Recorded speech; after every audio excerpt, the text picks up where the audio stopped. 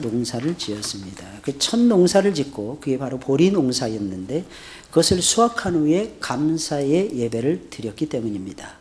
또한 맥추절을 77절이라고 부르는데 이 77절이라는 것은 6월절이 지난 다음 날부터 시작을 해서 이 날이 바로 초실절이었어요. 초실절. 이 날이 예수님이 부활하신 날이었어요. 예수님은 안식일 날 6월절 날 무덤 속에 계시다가 예수님께서는 첫날에 첫 곡식을 베는 보리 곡식을 베는 그 날에 부활하셨어요.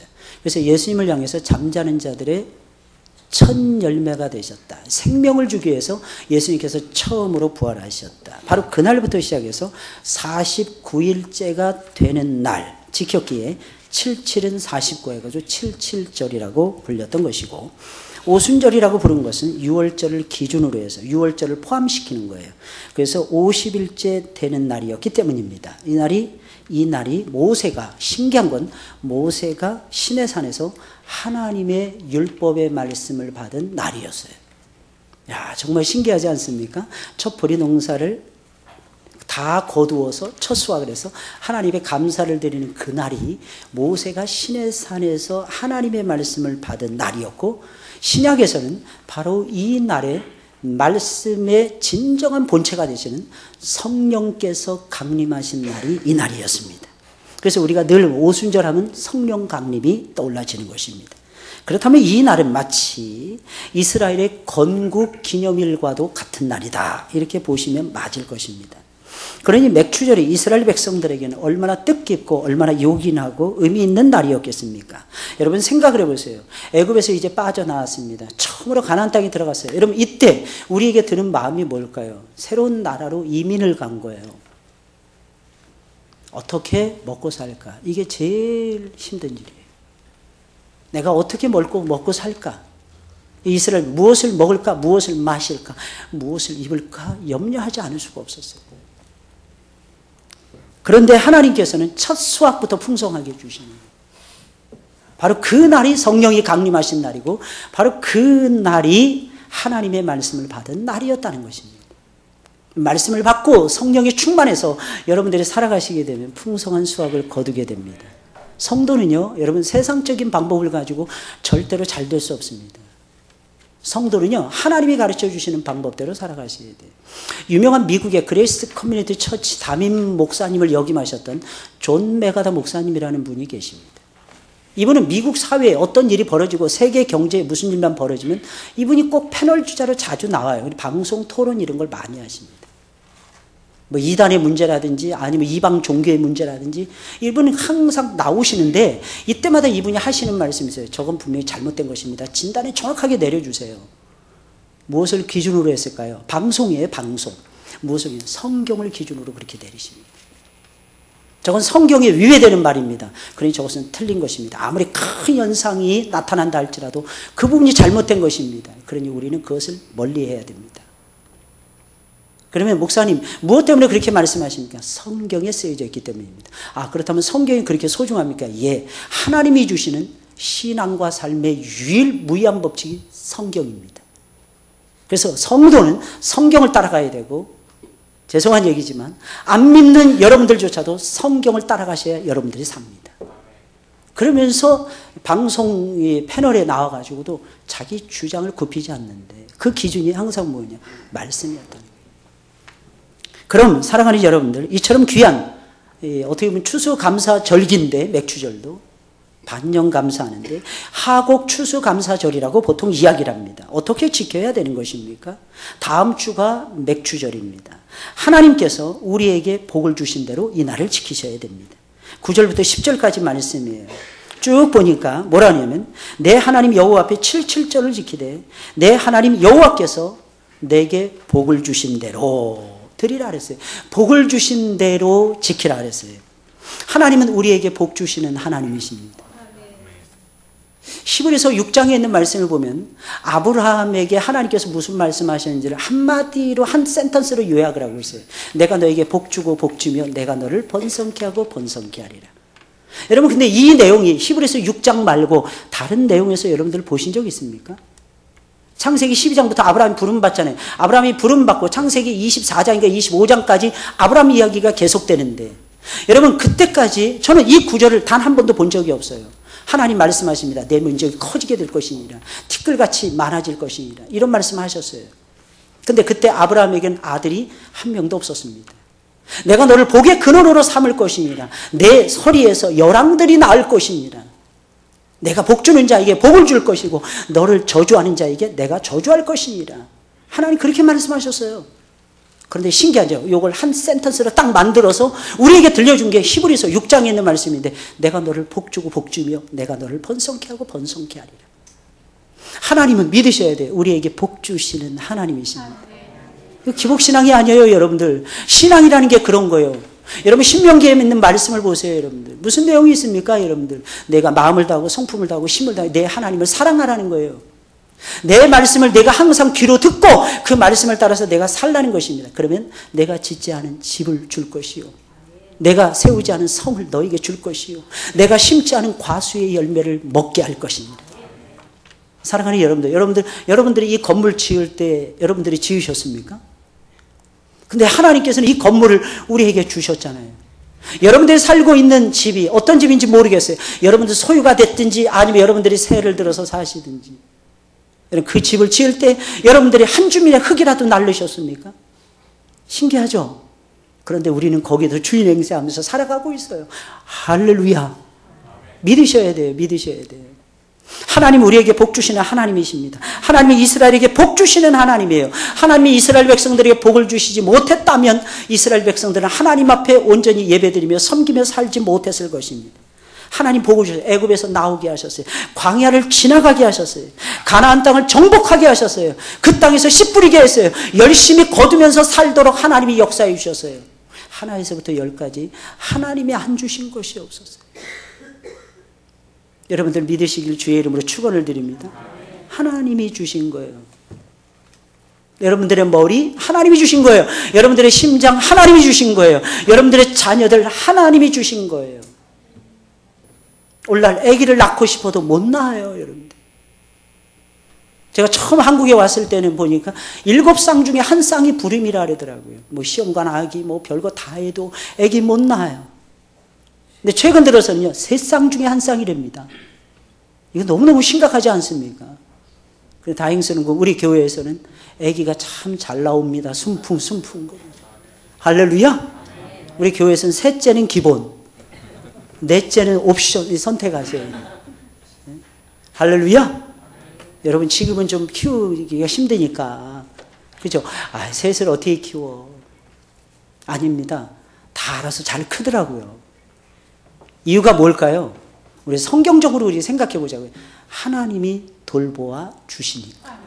하나님이 돌보아 주시니까. 여러분 이스라엘 백성 내려갈 때 70명이었어요. 400년 만에 돌아오는데 몇 명이었어요? 남자만 60만 명이 넘었어요. 다 합쳐서 신학자들은 얘기합니다. 약 한 250만에서 300만 명은 좋게 되었을 것이다. 어떻게 400년 만에 그렇게 많이 불어날 수가 있겠습니까? 하나님이 주시는 은혜였어요. 하나님이 주시는 축복이었어요.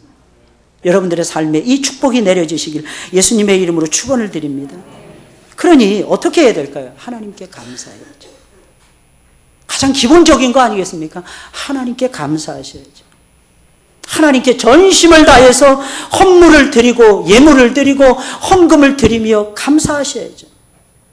우리가 누리는 모든 것이 하나님께로부터 나왔는데 어찌 하나님께 감사하지 않을 수가 있겠고 하나님께 기쁨으로 예물을 드리지 않을 수가 있겠습니까? 지금 내가 누리는 모든 것은 전부 하나님이 주신 것입니다. 뭐 하나 내 힘만으로 얻은 것이 하나도 없어요. 뭐 하나 내 힘만으로 얻은 것이 없다니까요. 여러분 살다 보면 어떤 때 이럴 때 있잖아요. 이상하게 이게 안 될 것 같았는데 되는 거야. 그런 느낌 받을 때 있지 않습니까? 예를 들어서 나는 공부를 80%밖에 안 했어요. 근데 100점을 맞는 거야. 알고 봤더니 내가 아는 범위 내에서 문제가 다 나온 거야. 나는 잘 몰랐어. 이제 막 옷가게를 시작을 했을 뿐이야. 근데 기도하는 거예요. 하나님 나를 불쌍히 여겨달라고. 내가 하나님을 섬기는데 이 옷가게가 안 되면 하나님 내가 어떻게 살겠습니까? 하나님 나를 좀 불쌍히 여겨주세요. 그렇게 기도했는데 생각하지 않은 사람들이 몰려오는 거예요. 어떤 사람은 없는 옷도 찾네. 없는 옷도. 아, 이것 좀 들여다 놓으세요. 이것 좀 챙겨주세요. 내가 이거 사고 싶어요. 예를 들어서 여름엔 여자들 같은 경우는 원피스 같은 게 진짜 시원하고 좋잖아요. 아, 여기는 왜 원피스가 없어요? 나 원피스 사러 왔는데. 그 원피스를 대량으로 갖다 놓습니다. 그런데 이상하게 한두 사람이 몰려오는 게 아니에요. 주문은 한 사람이 했는데 사람은 막 몰려오는 거예요. 이럴 때 있지 않나요? 이럴 때? 어떻게 해서 이런 역사가 벌어지는 것입니까? 하나님이 도우시면, 하나님이 함께 하시면 이런 역사가 벌어지게 돼 있어요. 물론 노력을 합니다. 머리에 쥐가 나도록 열심히 한 것도 틀림없는 사실이에요. 그러나 아셔야 돼요. 나를 불러주시고, 나를 하나님의 자녀로 삼아주시고, 나로 하여금 뭔가 소망을 가지고 새로운 일을 시작하게 하시고, 열심히 이 세상에서 나에게 맡겨진 일을 최선을 다해서 감당해낼 수 있도록 하시는 분이 계시더라는 거예요. 그분이 누구입니까? 그분이 우리가 믿는 여호와 하나님이십니다. 지금 내가 누리는 모든 것들을 아낌없이 나에게 주셨고, 나를 여기까지 강건하게 인도해 주신 분도 하나님이십니다. 물론 당연히 앞으로도 나의 모든 날들을 그분이 책임지고 내 삶을 기름지게 할 것이며 내 삶에 복을 주실 분도 여호와 하나님이십니다. 사랑하는 여러분들, 지난 반년을 뒤돌아보자고요. 여러분들 2016년도 시작할 때 여러분 회고해 보세요. 여러분들 얼마나 힘들었습니까? 여러분 얼마나 답답했습니까? 얼마나 고단했습니까? 여러분 우리 뭐 교회적인 차원으로 바라봤을 때 여러분 2015년도를 마감하면서 새 예산도 짜지 못할 지경이었어요. 모든 것이 불투명했어요. 2015년 12월 당회를 하면서 제가 깜짝 놀랐어요. 아, 이렇게 심각하구나. 아, 이렇게 답답하구나. 1층에 이 가게는 나가지 않고 새로운 사람은 들어오지 않고 월 500만 원 이상씩 들어오던 게 어떻게 결정할 것인가. 고민을 얼마나 많이 했는지 몰라요. 잠이 오지 않더라고요. 잠이. 이 고민 저 고민하고 하나님 어떻게 합니까? 하나님 어떻게 합니까? 오죽하면 우리 교회의 표어가 왕이신 나의 예수님이었겠습니까? 이유는 아주 간단해요. 왕이신 하나님이 함께하지 않으면, 왕이신 하나님이 돌봐주시지 않으면, 왕이신 하나님이 역사해 주시지 않는다면 우리 교회와 우리 성도들의 삶의 미래는 없다고 생각을 했기 때문입니다. 그런데 우리는 광야를 지나가던 이스라엘 백성들처럼 지난 6개월, 지난 반년을 지나왔어요. 게다가 이 어려운 중에도 다음 주에는 몽골 단기 성전팀을 꾸리고 다음 주면 몽골로 파송을 하게 됩니다. 아직은 많이 부족한 것이 현실이에요. 아직은 많이 부족하지만 그래도 부족한 중에도 우리는 선교에 힘을 썼어요. 어려운 개척교회들과 마음을 나누며 작은 교회들과 함께하기 위해서 6개월을 보냈습니다. 끊임없이 바른 예배, 하나님이 기뻐하시는 예배를 드리기 위해서 노력했고 성장과 성숙을 도모하기 위해서 애를 썼습니다. 우리 각자에게 맡겨진 사명과 직분을 잘 감당해내기 위해서 최선을 다하며 열심히 여기까지 달려왔던 것입니다. 물론 작년 수준의 그대로 선교와 개척교회는 그대로 유지한 상태에서 말입니다. 그랬더니 1, 2월 달이 마이너스더라고요. 2월 달 되니까 어김없이 마이너스. 3월 달 은혜롭게 지나간다 싶었는데 4월 달 또 마이너스 되더라고요. 그런데 하나님께서는요, 우리와 지금도 함께 하고 계십니다. 2달 주기로 마이너스 됐던 게 감사하게도 어찌됐든 6월 달 들어서는 아직은 마이너스가 아니에요.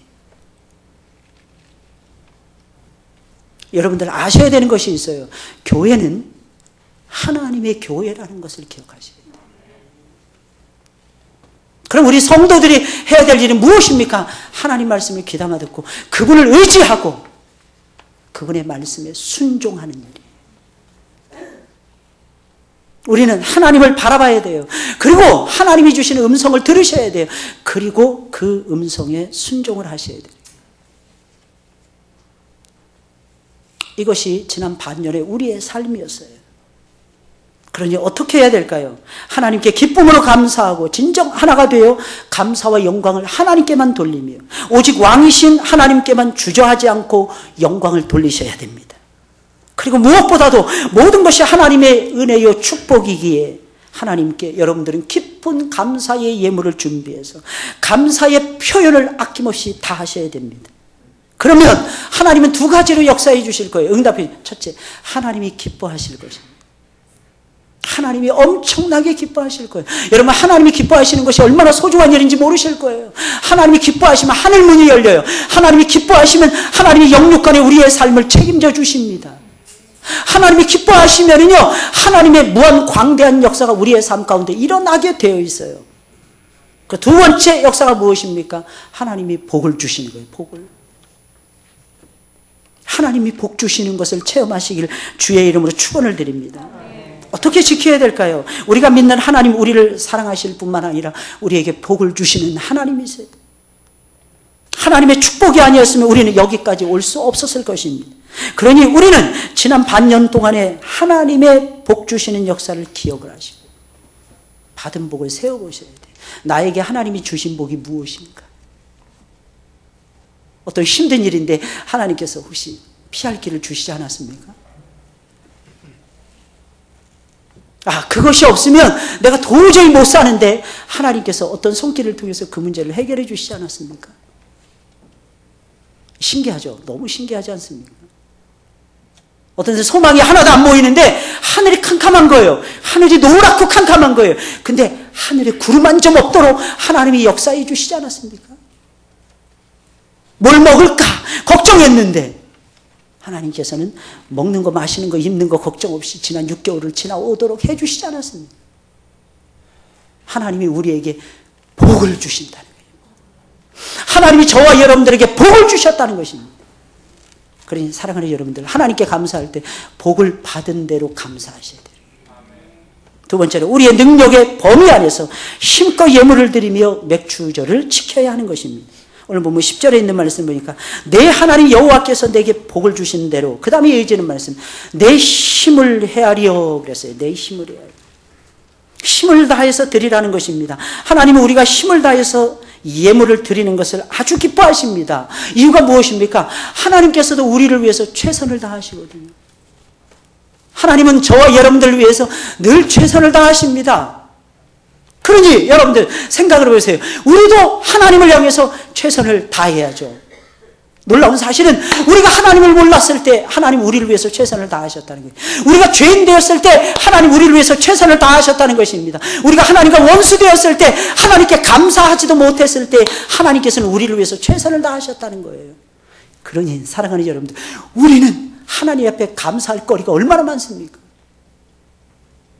하나님께 받은 것이 얼마나 큽니까? 받은 은혜가 정말 놀랍지 않습니까? 하늘을 두루마리 삼고 바다를 먹물 삼아도 다 기록할 수 없는 것이 아버지의 사랑이요 아버지의 축복이시잖아요. 그러니 어떻게 해야 될까요? 하나님께 감사하셔야죠. 할렐루야! 감사하자고요. 여러분들 감사하자. 감사는요 사망도 이겨요. 사망은 너의 쏘는 것이 어디 있느냐? 우리에게 이김을 주신 하나님께 우리가 감사하느니 이 죽음에서도 살아나는 놀라운 역사가 벌어집니다. 제가 지난 금요일 날 어느 권사님 신방을 갔어요. 연세가 89세세요. 근데 이분이 저를 보시더니 그렇게 우시는 거예요. 목사님 하면서 우시는데 제가 막 눈물이 쏟아져서 막 힘들었어요. 참느라고. 근데 제가 뭐간데 마치 저를 예수님 보듯이 보시는 거예요. 제가 한 말씀 전하면서 귀가 안 들리세요. 귀에다 대고 설교를 해요. 귀에다 대고 기도해드리고, 권사님, 우리가 권사님 교회 안 나오셔도 우리가 항상 매주마다 기도했습니다. 기억하셔야 됩니다, 권사님. 그때 그분이 막 우시는 거예요. 또 권사님 왜 우세요? 그랬더니, 목사님 제가 사실은 치매에 걸렸습니다. 아들도 몰라보고 사람도 몰라보고 애매하게 꿈에서 최 권사님이 나타나서 당신을 괴롭혔다 그러시는 거예요. 어떻게 괴롭히는데 자꾸 일어나서 뭐 먹으라 그랬더니 최 원사님이 주방 담당하시니까 꿈속에서 나타나셨나 봐요. 근데 나중에 돌아올 때 얘기하는데 우리 전사님하고 권사님이 신방을 여러 번 가신 거예요. 드셔야 된다는데 그건 당신이 왔다 갔다 하시는 거예요. 근데 놀라지 마세요, 여러분들. 한 달 만에 완치가 되셨답니다. 그래서 우시는 거예요. 나 하마터면 죽을 뻔했어. 냄새나는 요양을 해서 진짜 죽을 뻔했어요. 그러시는데 진짜 너무너무 안타깝더라고요. 그래서 이 어르신이 굉장히 까칠하세요. 성격이. 못 견디죠. 근데 한 달 만에 하나님이 고쳐주셨다는 거예요. 멀쩡하신 거예요. 멀쩡하신 거예요. 연세가 90인데 거의 90인데 할렐루야. 하나님의 은혜가 늘었어요. 그런지 우리가 어찌 최선을 다하지 않을 수가 있겠어요. 하나님을 향해서 어찌 저와 여러분들이 힘을 다해서 감사하지 않을 수가 있겠습니까? 그러다 보면 하나님과의 관계가 튼튼해지더라고요. 뭐 예상하지 못한 역사가 벌어지더라고요. 하나님의 크신 은혜가 더욱 부어지고 쏟아지더라고요. 여기서 내 힘을 헤아려 예물을 드리라는 것은 능력의 범위 내에서 정성껏 예물을 드리라는 것이 아닙니다.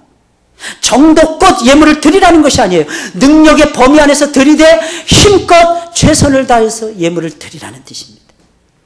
여러분, 우리는 무슨 일을 하든지, 이 세상에서 무슨 일을 하든지 최선을 다하셔야 돼요. 이유가 무엇입니까? 최선을 다할 때 우리에게 하나님이 좋은 기회를 주시기 때문입니다. 그러나 특히 하나님을 섬길 때는요, 진정으로 최선을 다하셔야 돼요. 하나님께 감사의 예물을 드릴 때는 더욱 최선을 다하셔야 됩니다. 이유가 무엇입니까? 하나님께서는 마음을 보세요. 우리가 진정 최선을 다하는지 최선을 다하지 않는지 하나님께서는 우리의 중심을 보시는 것입니다. 그래서 모세를 통해서 하나님 말씀하시는 거예요. 능력의 범위 내에서 힘껏 최선을 다해서 드리라는 것입니다. 지난 반년 동안의 감사입니다. 진정 최선을 다해서 여러분들 준비하시고 힘껏 최선을 다해서 하나님께 드리시길 주의 이름으로 축원을 드립니다. 그랬을 때 아버지께서 좋아하시는 거예요. 셋째로, 자원하는 마음으로 예물을 준비해서 드려야 됩니다. 그러면서 맥추제를 지키셔야 돼요. 내 힘을 헤아려 다음에는 자원하는 예물을 드리고 그랬어요. 여기서 내 힘을 헤아려 자원하는 예물을 드리라. 이것은 무슨 뜻이겠습니까? 능력의 범위 내에서 최선을 다해서 힘껏 최대한 예물을 드리는데 자발적인 의지를 가지고 자원하는 심령을 가지고 예물을 드리라는 겁니다. 기왕이면 여러분들 예물을 드릴 때 자발적인 의지를 가지고 풍성하게 예물을 드리시길 주의 이름으로 축원을 드립니다. 이런 마음의 자세가 풍성한 추수의 축복을 주신 하나님의 은혜에 대한 봉사요 보답이라는 것입니다. 하나님은 우리가 예물을 드릴 때 억지로 드리는 거 기뻐하지 않으세요. 인색함으로 드리는 거 원치 않으십니다. 자원하는 마음으로 자발적인 의지를 가지고 풍성하게 드리는 것을 기뻐하세요. 이것은 신약에도 똑같습니다. 고린도후서 8장 1절, 8절, 5절에 있는 말씀을 보니까 마게도냐 교회들을 소개하면서 고린도 교회 성도들을 사도 바울이 푸시합니다. 뭐라고 푸시하느냐? 마게도냐 교회들을 본받으라는 것이었습니다. 이 마게도냐 교회들은 성경에 나오는 세 교회였어요. 첫째는 빌립보 교회, 두 번째는 데살로니가 교회, 세 번째는 베레아 교회였어요. 이들은 환난의 많은 시련 가운데서도 힘에 지나도록 연보를 했다고 소개하고 있습니다. 이들은 이때 당시에 두 가지 환난을 당하고 있었어요. 첫째는 뭐냐면 로마의 압제를 받고 있었어요. 종교 탄압이었죠. 두 번째는 간악한 유대주의자들, 폭도들로 변한 유대주의자들의 강탈을 견뎌내야만 됐어요. 유대주의자들이, 율법주의자들이 강도로 변신한 거예요.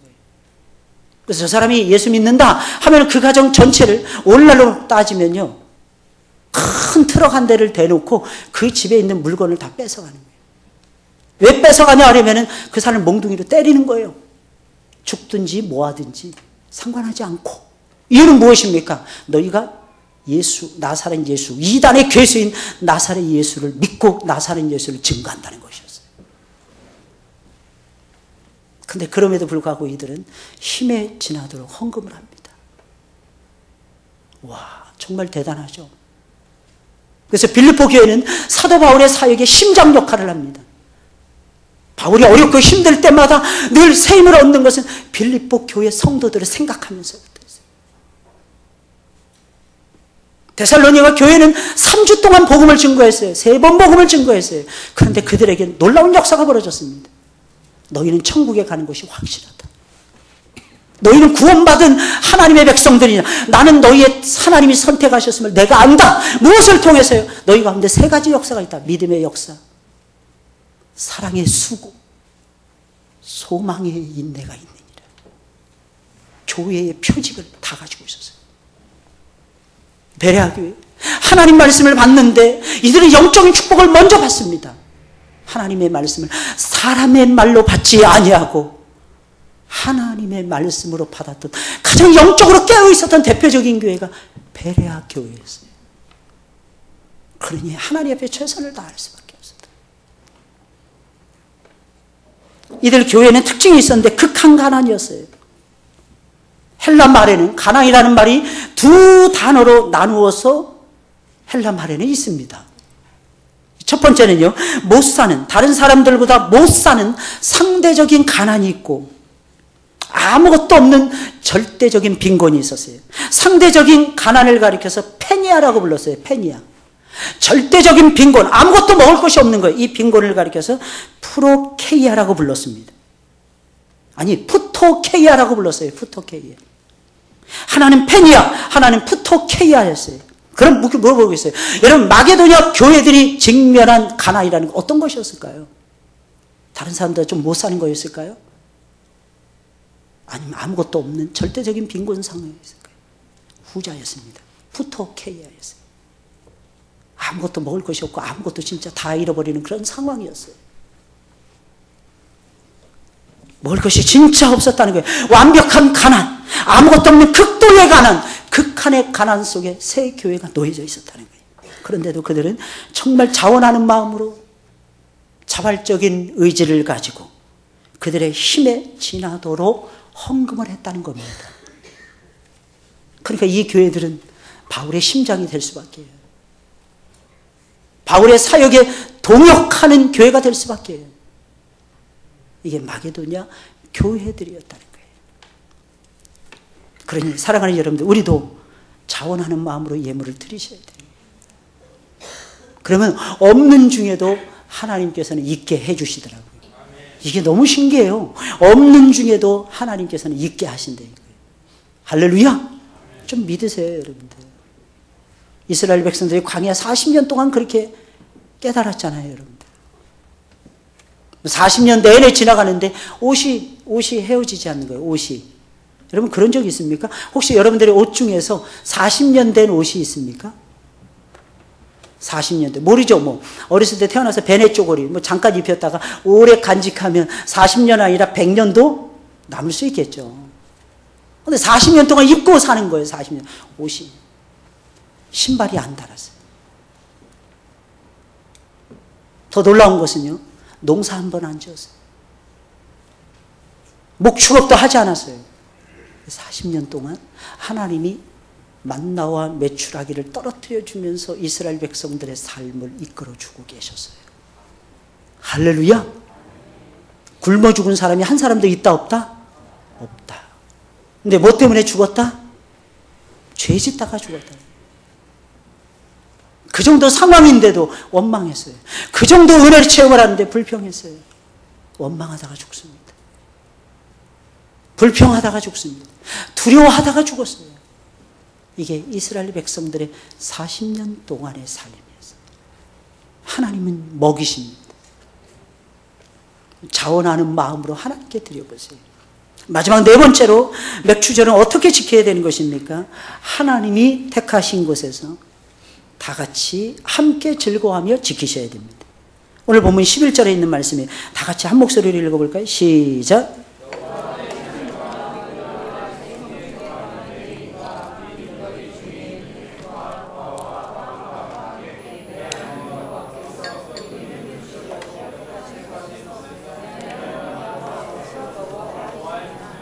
아멘.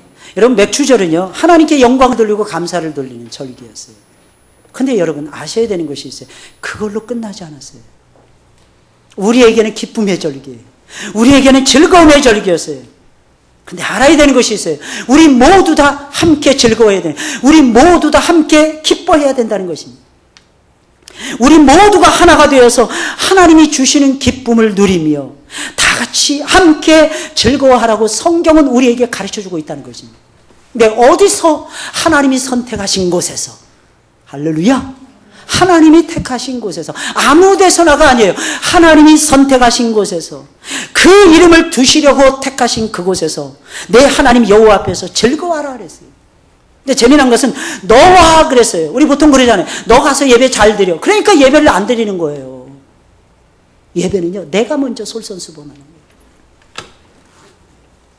당신 가서 오늘 날 위해서 기도해줘. 나는 오늘 급한 일이 있어서 예배 못 드릴 것 같아.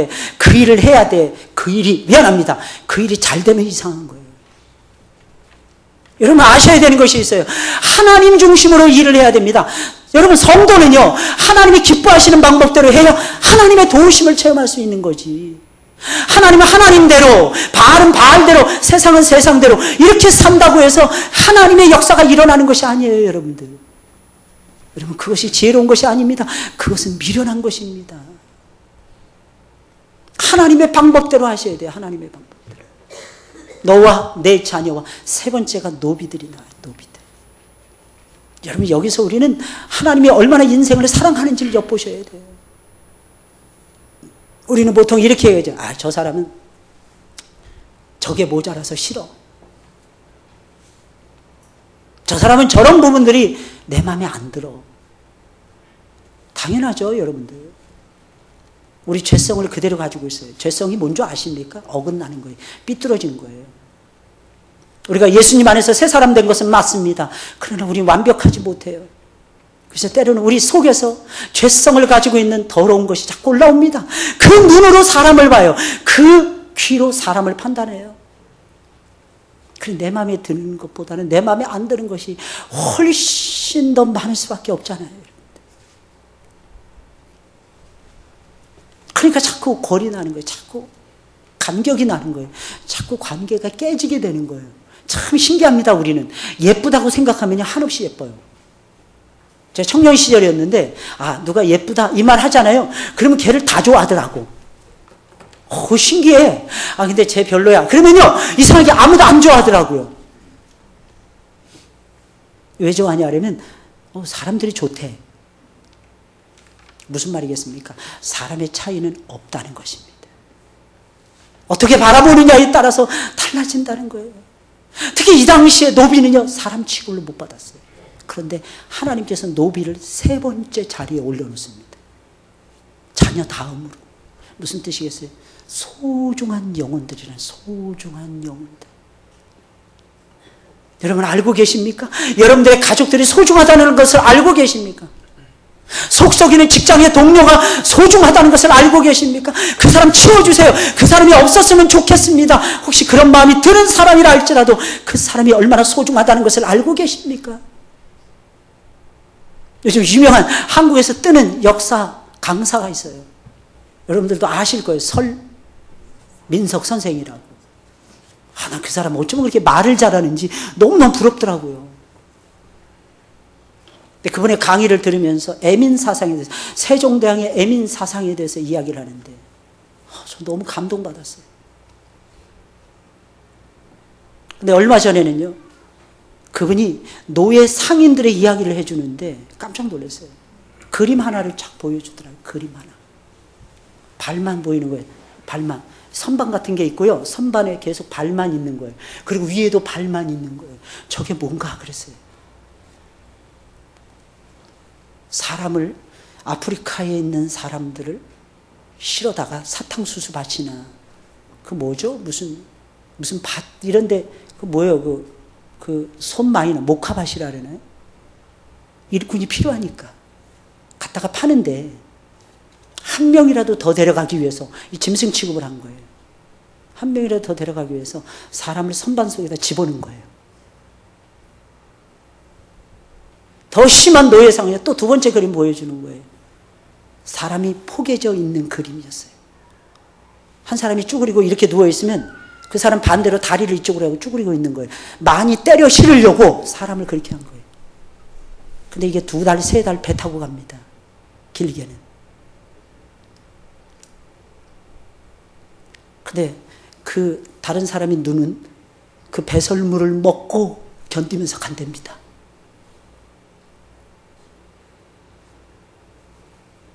저는 그 설명을 들으면서요, 얼마나 심장이 미어지는지 몰랐어요. 그러면서 그들이 하는 말, 너희는 이교도들이라. 너희는 문자가 없는 족속이냐. 문화와 문명을 모르는 야만인들이라는 거예요. 그러니 너희는 이런 취급을 당해도 당연해. 조금도 양심의 가책을 받지 않았다는 거예요. 그들이 기독교인이라는 거예요. 그들이. 이게 200년, 300년 전의 역사였을까요? 사람 죽이는 게 아무것도 아니었어요. 유태인들을 죽이는데 히틀러는 600만 명 이상을 죽여요. 마르타 하면서. 실험하는 거예요, 실험. 사람이 생체 실험하는 거예요. 목 자르면 며칠을 버티나, 몇 시간을 버티나.